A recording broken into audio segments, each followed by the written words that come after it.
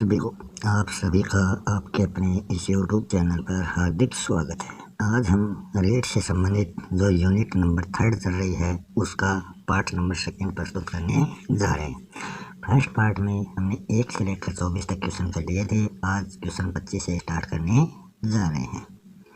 विद्यालय में शिक्षक जो है वो विद्यार्थियों से समायोजन के लिए क्या चीज़ नहीं करवाएगा। तो जो समायोजन करवाता है विद्यालय में शिक्षक छात्र से, तो उसमें वो कौन सी चीज़ शामिल नहीं है।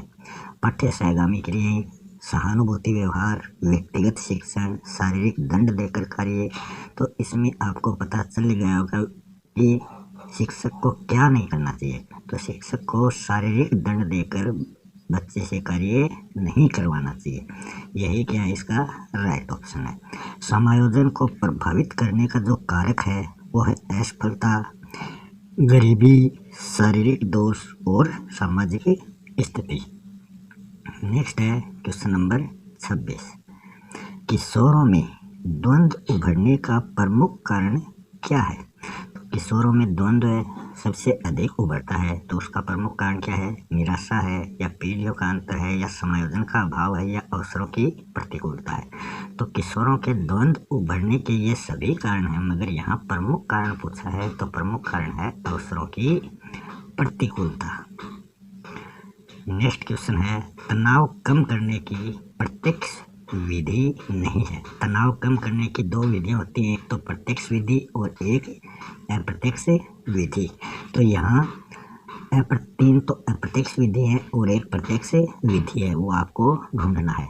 व्याख्या व निर्णय, बाधा का नाश, लक्ष्य का प्रतिस्थापन, दिवास्वप्न। तो आपने देखा होगा कि दिवास्वप्न जो है ये एक अप्रत्यक्ष विधि है, ये प्रत्यक्ष विधि नहीं है। प्रत्यक्ष विधि में इन 3 के अलावा चौथी कौन सी है, मार्ग परिवर्तित। ये तो प्रत्यक्ष विधियां हैं, दिवास्वप्न जो है वो अप्रत्यक्ष विधि है। नेक्स्ट क्वेश्चन है एक क्रिकेट खिलाड़ी अपनी गेंदबाजी के कौशल को विकसित कर लेता है पर उसके बल्लेबाजी के कौशल को प्रभावित नहीं करता। ये कौन सा प्रशिक्षण अंतरण है। विधेयात्मक, निषेधात्मक, शून्य, या इनमें से कोई नहीं। तो जो एक क्रिकेट खिलाड़ी है वो गेंदबाजी के कौशल को तो विकसित कर लेता है पर बल्लेबाजी के कौशल को वो प्रभावित नहीं करता, क्योंकि उसका कौशल सिर्फ एक में ही रहता है और वो सिर्फ गेंदबाजी में ही है। तो ये कौन सा है, ये शून्य प्रशिक्षण अंतरण है कि एक कार्य के कारण दूसरा कार्य उससे प्रभावित नहीं हो रहा, तो वहाँ शून्य अंतरण पाया जाता है।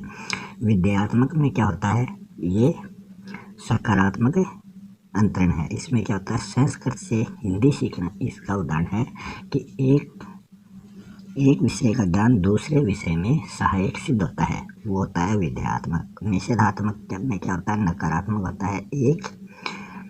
एक विषय का ज्ञान दूसरे विषय में काम नहीं आता। जैसे साइकिल, कोई बालक साइकिल चला रहा है और वो बस चलाना उसको दे दिया जाए तो वो बस को नहीं चला पाएगा, ये निषेधात्मक है। फिर आगे एक्स्ट्रा फैक्ट है काय अवलंबिता। विकार में क्या होता है, सिर दर्द, थकान, पेट, पीठ, छाती में दर्द, हृदय धड़कन में वृद्धि होती है और इसमें व्यक्ति अपनी बीमारी नाटकीय और बढ़े चढ़े रूप में दर्शाता है। परिवर्तन विकार में पक्षाघात, अंधापन, बहरापन, चलने में कठिनाई आदि दबावपूर्ण अनुभव के बाद ये घटित हो जाते हैं। तो एक तो परिवर्तन विकार और एक काय अलंबिता, ये यहाँ बताया गया। आत्म या फिर स्व या पहचान के सत्य के भाव को व्यक्तित्व लोप कहा जाता है। नेक्स्ट क्वेश्चन है किस विकार में संचार, सामाजिक अंतरक्रिया, संज्ञान और व्यवहार प्रभावित होता है। तो वो कौन सा विकार है जिसमें ये प्रभावित होते हैं। बुलिमिया, प्रोजेरिया, एलेक्सिया, संलीनता। तो ये किससे प्रभावित होते हैं, ये होते हैं संलीनता से प्रभावित। ऑप्शन नंबर 4 इसका राइट है। संलीनता को ऑटिज्म भी कहा जाता है। ऑटिज्म में क्या होता है, स्नायुतंत्र विकार, भाषा को बोलने समझने में कठिनाई, इनमें पाई जाती है। बुलिमिया क्या होता है? ऑप्शन 1 वाला, ये भोजन ग्रहण संबंधी कठिनाई है।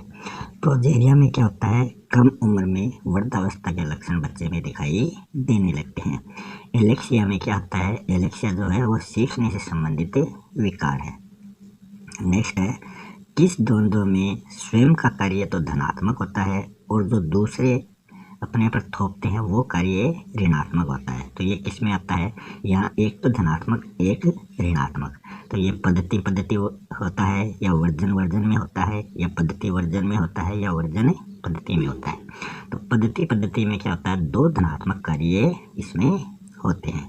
वर्जन में 2 ऋणात्मक कार्य होते हैं। तो यहाँ एक धनात्मक, एक ऋणात्मक। तो पद्धति वाला धनात्मक, वर्जन वाला ऋणात्मक। तो ऑप्शन नंबर 3 इसका राइट हो जाएगा। 2 सकारात्मक कार्य जिसमें होते हैं वो पद्धति है, और 2 नकारात्मक कार्य वाला वर्जन है। नेक्स्ट है, प्रतिभाशाली बालक का लक्षण इसमें से कौन सा नहीं है? यहाँ प्रतिभाशाली बालक की विशेषताएं बताई गई हैं। अमूर्त विषयों में रुचि, स्वतंत्र निर्णय शक्ति, कार्य के प्रति ईमानदार या असमंजस की स्थिति। तो यहाँ प्रतिभाशाली बालक की जो विशेषता नहीं है वो है असमंजस की स्थिति। असमंजस की स्थिति में पिछड़ा बालक रहता है। तो ये पिछड़े बालक की विशेषता है। और क्या है प्रतिभाशाली बालक की विशेषता? पुनरावृत्ति से वो उब जाते हैं, स्वतंत्र चिंतन उनमें पाया जाता है, और विभेदन योग्यता भी उनमें पाई जाती है।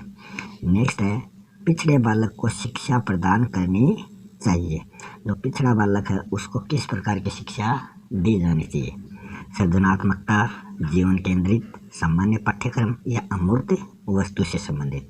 तो जो पिछड़ा बालक है उसको जीवन केंद्रित शिक्षा देनी चाहिए ताकि वो अपने जीवन को सफल बना सके। सृजनात्मकता का पिछड़े बालक में अभाव होता है, और सामान्य पाठ्यक्रम का वो लाभ उठाने में असमर्थ होता है, और मूर्त वस्तुओं का प्रयोग उसके साथ किया जाता है। फिर एक्स्ट्रा फैक्ट में क्या है आगे कि व्यवहारवादी आनुवंशिकता को गुण तथा वातावरण को मुख्य मानते हैं। तो ये व्यवहारवादियों का मानना है। कार्ल रोजर्स का अनुभवजन्य सिद्धांत करके सीखने पर अधिक बल देता है। अर्थपूर्ण सीखने को आगमनात्मक ब्रूनर ने माना, आगमनात्मक तरीके से सीखना जो है वो ब्रूनर ने माना, और निगमनात्मक तरीके से सीखना आशुबेल ने माना है। बालक प्रयास व त्रुटि द्वारा, जबकि किशोर जो है वो सूझ व अंतर्दृष्टि द्वारा सीखते हैं। क्रिया के तुरंत बाद दिया जाने वाला पुनर्बलन अधिक प्रभावी माना जाता है। क्रिया के बहुत देर बाद में पुनर्बलन मिलना किसी प्रकार का कोई प्रभाव नहीं डालता। CS अस्वाभाविक उद्दीपक प्लस US स्वाभाविक उद्दीपक प्लस UR स्वाभाविक अनुक्रिया। तो ये स्वाभाविक उद्दीपक, स्वाभाविक, अस्वाभाविक उद्दीपक, स्वाभाविक उद्दीपक और स्वाभाविक अनुक्रिया यहाँ दिए गए।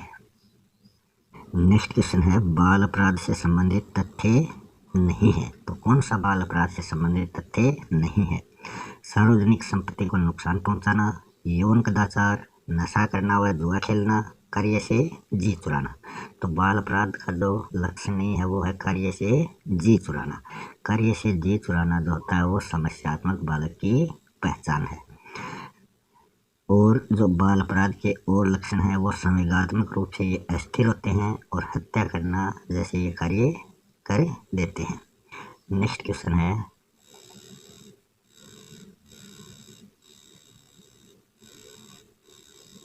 संवेगात्मक रूप से अव्यवस्थित बालक का लक्षण इनमें से कौन सा नहीं है?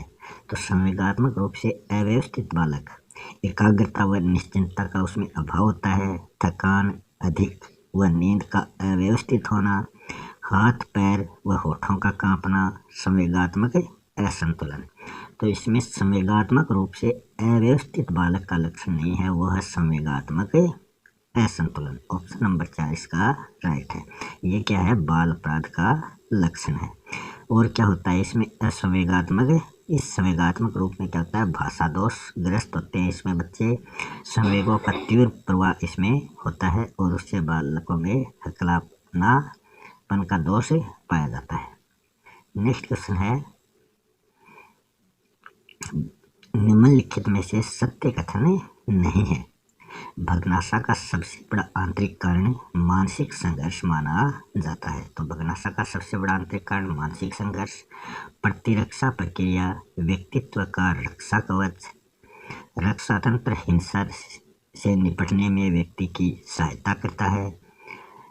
शारीरिक निर्योग्यता वाले व्यक्ति के लिए अति कल्पना तंत्र उपयुक्त है। तो इसमें से जो सत्य नहीं है वो है, रक्षा तंत्र हिंसा से निपटने में व्यक्ति की सहायता नहीं करता बल्कि दबाव में निपटने, रक्षा तंत्र जो है वो दबाव से निपटने में व्यक्ति की सहायता करता है, बाकी सभी सत्य हैं। और जो शारीरिक व मानसिक संतुलन ही क्या होता है, समायोजन होता है। नेक्स्ट है, समायोजित व्यक्ति की विशेषता इनमें से कौन सी नहीं है। तो यहाँ समायोजित व्यक्ति की विशेषता दी गई है। पहली है आत्मसम्मान की भावना व संतुष्टि की भावना, व्यवहार में लचीलापन व सामाजिकता का गुण उसमें पाया जाता है, परिस्थितियों के अनुकूल आचरण व कार्यकुशलता, प्रतिकूल परिस्थितियों का सामना न करने की योग्यता। तो समायोजित व्यक्ति की जो विशेषता नहीं है वो है प्रतिकूल परिस्थितियों का सामना न करने की योग्यता, बल्कि इसमें न नहीं आता तब ये समायोजित व्यक्ति की विशेषता हो जाती।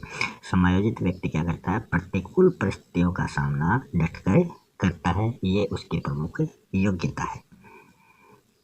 और क्या होता है, समायोजित व्यक्ति में अपने गुण व शक्तियों की समझ उसको होती है, स्वतंत्र निर्णय शक्ति वो रखता है। नेक्स्ट है, असामान्य व्यवहार का लक्षण नहीं है। यहाँ अब नॉर्मल बिहेवियर का लक्षण कौन सा नहीं है। सामाजिक अनुकूलन की भावना का भाव, आत्मज्ञान व आत्मसम्मान की कमी, तनाव व अति संवेदनशीलता, संवेगात्मक अपरिपक्वता। तो इसमें जो लक्षण नहीं है वो है सामाजिक अनुकूलन का भाव। इसका लक्षण ये सही कब होता, जब भाव की जगह अभाव होता। सामाजिक अनुकूलन की भावना का अभाव होता तब ये असामान्य व्यवहार के अंतर्गत आ जाता। और ये तीनों क्या है, असामान्य व्यवहार के ही लक्षण है। और असामान्य व्यवहार में क्या होता है, असुरक्षा की भावना होती है और विघटित व्यक्तित्व इसमें पाया जाता है। नेक्स्ट क्वेश्चन है, विवर्ती फोबिया या भित्ति से ग्रस्त व्यक्ति कैसा हो जाता है। फोबिया या भित्ति इसको कहा जाता है। तो ये विवर्ती के समय व्यक्ति कैसा हो जाता है वो बताना है। अपरिचित परिस्थितियों में प्रवेश करने के भय से या दूसरों के साथ अंतःक्रिया करने से वो डरने लगता है, या फिर विशिष्ट वस्तु या परिस्थिति से उसको भय रहता है, या बार बार किसी का आक्षेप या दौरा पड़ना उसके अंतर्गत होता रहता है। तो इसका राइट ऑप्शन है ऑप्शन नंबर 1, अपरिचित परिस्थितियों में प्रवेश करने से उसको भय रहता है। और जो दूसरों के साथ अंतःक्रिया करने से उसको डर लगता है, ये सामाजिक दुर्वृत्ति कहलाती है। और विशिष्ट वस्तु या परिस्थिति से भय लगना ये विशिष्ट दुर्वृत्ति है। और बार बार किसी का आक्षेप या दौरा पड़ना क्या है, आतंक विकार है। मनोग्रसित बाध्यता विकार से संबंधित कौन सा विकल्प नहीं है। यहाँ मनोग्रसित बाध्यता से जो विकार है उससे संबंधित विकल्प दिए गए हैं, तो कौन सा है। इंद्रिय तंत्रिका तंत्र से संबंधित रोग जो जन्मजात होता है, गुणसूत्र के 21वें जोड़े में एक अतिरिक्त गुणसूत्र से डाउन सिंड्रोम होता है, साफ सुथरे हाथ को बार बार धोने की क्रिया को करते जाना है, या चिंता से भय एवं आशंका के नकारात्मक भाव इसमें प्रकट हो जाते हैं। तो मनोग्रसित बाध्यता विकार से संबंधित कौन सा विकल्प है, वो है साफ सुथरे हाथ को बार बार धोने की क्रिया को करते जाना। यह क्रिया अवांछनीय ही नहीं बल्कि अतार्किक व असंगत होती है। पहली है केंद्रीय तंत्रिका तंत्र से संबंधित जो जन्मजात होता है उसमें क्या होता है, ये असामान्य व्यवहार का जैविक मॉडल है।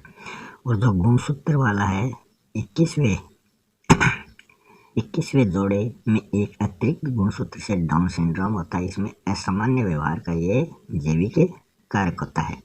और चिंता से भय एवं आशंका के नकारात्मक भाव प्रकट हो जाते हैं। यह दुश्चिंता मनोवैज्ञानिक विकार के अंतर्गत होता है। विच्छेदी आत्म विस्मृति में व्यक्ति की क्षमता होती है। तो उस स्थिति में व्यक्ति की क्षमता कैसी हो जाती है? चेतना में अचानक व अस्थायी परिवर्तन जो कष्टकर अनुभवों को रोके, योग्यताएं अर्जित या आधारभूत क्रियाएं व आदतें ज्यों की त्यों इसमें बनी रहती है। दुखद परिस्थितियों का सामना करने की इनकी क्षमता नहीं होती है। दो या दो से अधिक व्यक्तित्व मतलब सुख दुख बारी बारी से आते हैं। तो ये विच्छेदी आत्म विस्मृति में व्यक्ति की क्षमता कैसी होती है? दुखद परिस्थितियों का समाधान करने की उसमें क्षमता नहीं रहती। और विच्छेदी विकार क्या होता है? चेतना में अचानक व अस्थायी परिवर्तन जो कष्टकर अनुभवों को रोकते हैं। और विच्छेदी स्मृति लोक में क्या होता है? योग्यताएं अर्जित या आधारभूत क्रियाएं व आदतें ज्यों की त्यों उसमें बनी रहती है। और विच्छेदी पहचान विकार में क्या होता है? दो या दो से अधिक व्यक्तित्व बारी बारी से आते हैं। नेक्स्ट है दैहिक विभ्रांति में व्यक्ति कैसा महसूस करता है? तो यहाँ दैहिक विभ्रांति से संबंधित पूछा है। पेट में सांप रेंगना, स्वयं को बहुत सारी विशेष शक्तियों से संपन्न मानना, दूसरे के कार्यों के प्रति विशेष व व्यक्तिगत अर्थ जोड़ना, यह विश्वास होना कि लोग उनके विरुद्ध षड्यंत्र, जासूसी, निंदा कर रहे हैं। तो इसमें दैहिक विभ्रांति से संबंधित व्यक्ति महसूस करता है, वो क्या करता है? जैसे उसके पेट में सांप रेंग रहा हो। तो ये क्या है? दैहिक विभ्रांति है। और जो स्वयं को बहुत सारी विशेष शक्तियों से संपन्न व्यक्ति मानता है, ये उसकी अत्य अहमन्यता भ्रमा शक्ति है।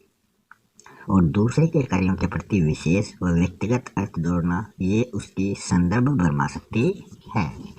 और यह विश्वास होना कि लोग उसके विरुद्ध षड्यंत्र, जासूसी, निंदा कर रहे हैं, ये उसकी उत्पीड़न भ्रमा शक्ति के अंतर्गत आता है। फिर एक्स्ट्रा फैक्ट क्या है? समोह या नार्सिसिज्म। इसमें क्या होता है? अपने आप में मस्त रहने व प्रेम करने की क्रिया इसके अंतर्गत की जाती है। व्यक्ति आईडी मतलब इड में कुसमायोजित होता है, ईगो में वो समायोजित होता है, और सुपर ईगो में व्यक्ति आदर्शवादी होता है। तो इड में कुसमायोजित, ईगो में समायोजित और सुपर ईगो में व्यक्ति आदर्शवादी बन जाता है। नेक्स्ट क्वेश्चन है व्यामोहाभ मनोविदलता प्रकट करती है। तो ये सभी क्वेश्चन आपको एनसीईआरटी कक्षा 11 व 12 की जो साइकोलॉजी की पुस्तक है उसमें से ये सभी क्वेश्चन लिए गए हैं। व्यामोहाव मनोविदलता प्रकट करती है। क्या प्रकट करती है? सर्वे विभ्रम का एक क्रमबद्ध व संगठित तंत्र, पेशीय शुद्धता, एक पांव पर कई घंटों तक खड़े रहना, या वर्तमान में नकारात्मक लक्षण प्रदर्शित होना, या भाषा और व्यवहार। तो इसमें व्यामोहालाभ मनोविदलता क्या प्रकट करती है? सर्वे विभ्रम का एक क्रमबद्ध व संगठित तंत्र प्रकट करती है। और जो पेशीय शुद्धता है वो कैटाटोनिक होती है। इसमें व्यक्ति एक पांव पर कई घंटों तक खड़े रहने की क्रिया करता है। अवशिष्ट मनोविदलता में क्या होता है? वर्तमान में नकारात्मक का लक्षण प्रदर्शित होता है। विसंगठित मनोविदलता में क्या होता है? भाषा और व्यवहार। तो इस प्रकार ये सभी क्वेश्चन समाप्त हो चुके हैं। फिर नीचे कुछ एक्स्ट्रा फैक्ट दे रखे हैं, वो देख लेते हैं। पूर्व में घटित घटना को याद करके डर जाना PTSD के अंतर्गत आता है। P post, T traumatic, S stress, D disorder. तो पहले से जो घटना घटित हो चुकी है उसको याद करके डर जाना इसके अंतर्गत आता है। आत्मसिद्धि समायोजन का आधार है, ये जुंग ने कहा है। संवेदना ज्ञान की संवेदना जो है वो ज्ञान की पहली सीढ़ी है। यह मानसिक विकास की। विकलांग बालक कौन से हैं? एक साइड में अंग है, दूसरी साइड में उससे संबंधित विधि है। चक्षु विकलांग जो होता है उसके लिए ब्रेल लिपि काम में आती है। चक्षु मतलब आँखों से, श्रवण मतलब कान।